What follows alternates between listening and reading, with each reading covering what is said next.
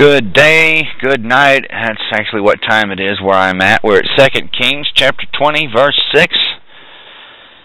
And I will add unto your days 15 years, and I will deliver you and this city out of the hand of the king of Assyria, and I will defend this city for my own sake and for my servant David's sake.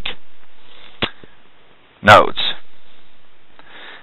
Well, Hezekiah was one of the few men in history who knew almost the exact day on which he would die. Well, 15 years later. And whenever it's talking about David's sake, it's kind of alluding to Jesus, the greater son of David. Because like I said in the previous teaching, Jerusalem plays a pretty good part in end times prophecies.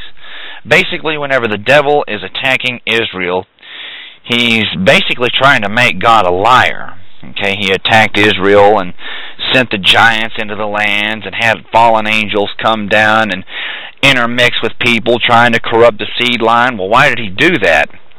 Why is he attacking Israel so hard right now even? Well, it's very simple. If he can make God a liar, it's a kind of victory for him, and of course we know it's not going to happen. Anyways, verse 7. And Isaiah said, Take a lump of figs, and they took and laid it on the boil, and he recovered. Notes. Critics may argue that if God actually healed him, why was the lump of figs needed as a poultice? Did God need the figs to complete the healing? Well, the truth is, God needs nothing. Everything he does is always done for purpose and is generally to generate faith in the heart and life of the individuals in question. God does nothing to cater to the pride of our heart, only to faith.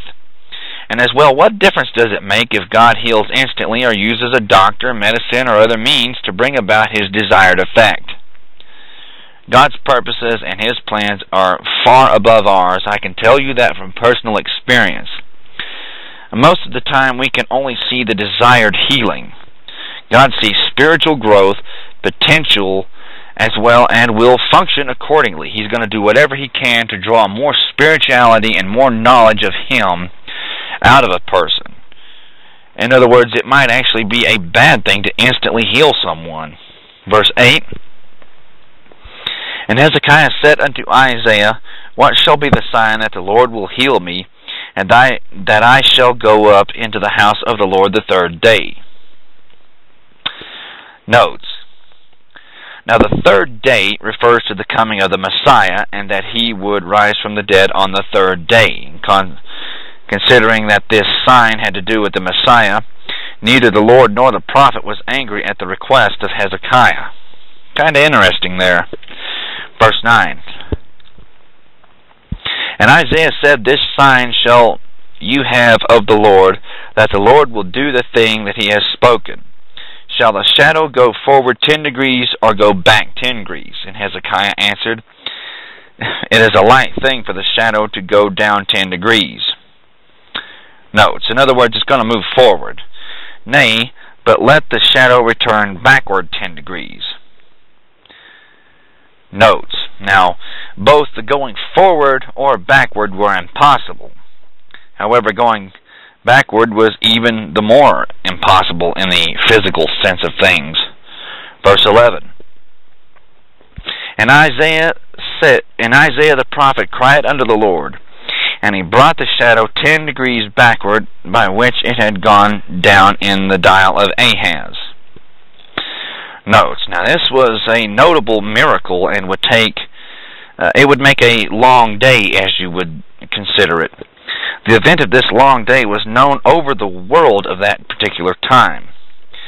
With the word of its origination having spread far and wide, inquiries came from Babylon to learn more about the God who could not only stop the rotation of the earth, but actually make it go backwards for a period of time.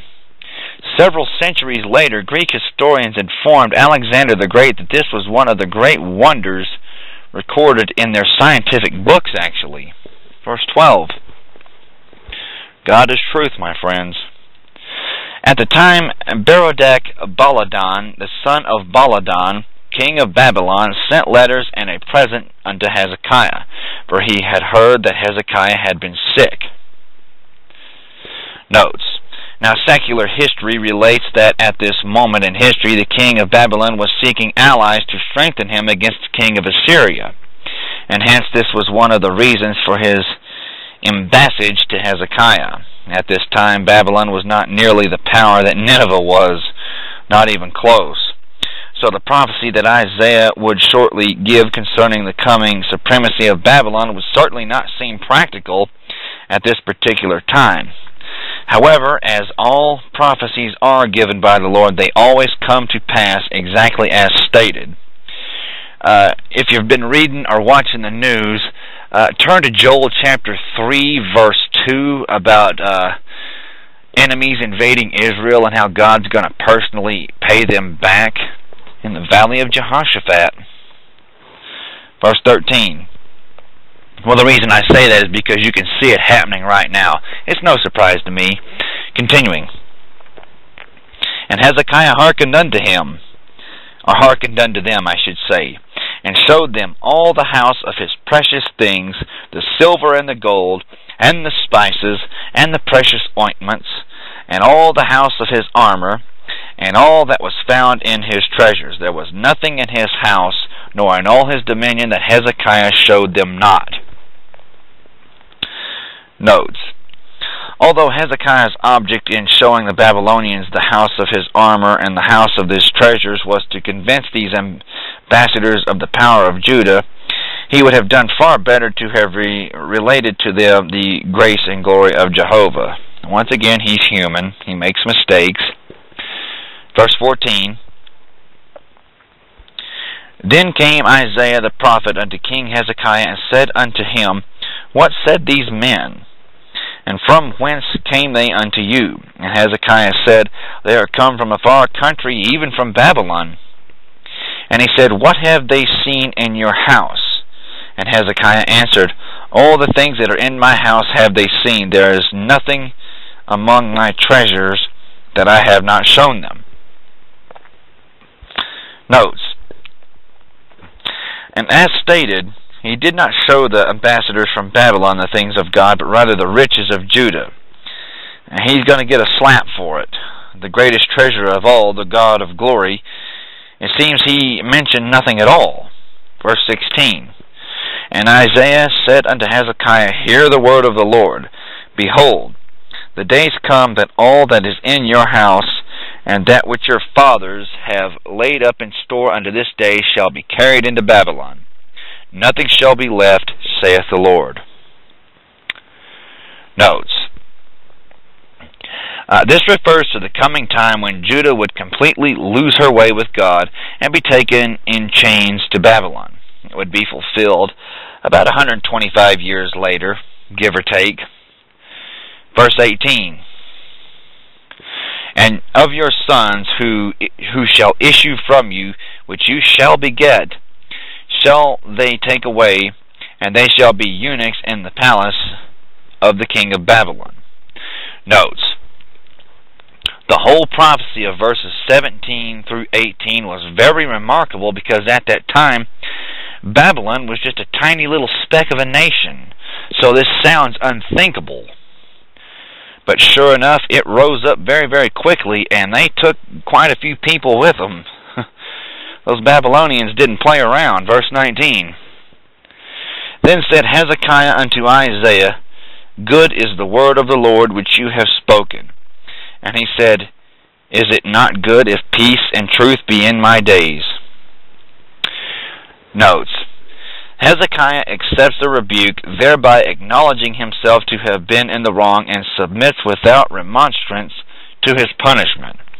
It is a relief, however, to hear that the blow will not fall during his lifetime. Very, very good news for him. And we must pick up in chapter 20, verse 20 of 2 Kings. Thank you, and God bless.